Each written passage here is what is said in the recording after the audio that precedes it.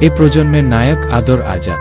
অল্প দিনের ক্যারিয়ার, তবে যে কয়টি ছবি করেছেন তাতে আঁচ করা যায় নিজেকে তিনি অ্যাকশন হিরো হিসেবে প্রতিষ্ঠা করতে চাইছেন।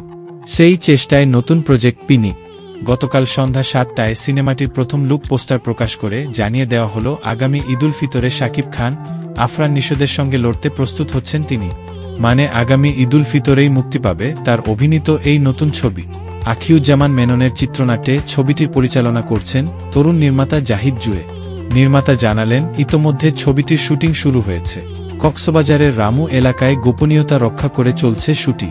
জানা গেছে ২ নভেম্বর শুরু হওয়া ছবিটির শুটিং চলবে ৩০ নভেম্বর পর্যন্ত। ছবিটি নিয়ে আদর আজাদ বলেন, পিনিক মূলত সাইকো থ্রিলার অ্যাকশন ঘরানার গল্পের সিনেমা। বেশ কয়েক মাস প্রস্তুতির পর আমরা এখন শুটিং করছি। ঈদের একটা ছবিতে দর্শক যা যা চান, এ ছবিতে তার সবই থাকবে, সেই প্রতিশ্রুতি দিতে পারে। সিনেমাটি প্রযোজনা করছে ইউরো বাংলা এন্টারটেইনমেন্ট। এতে নায়িকা কে থাকছেন তা জানানো হবে শিগগিরই।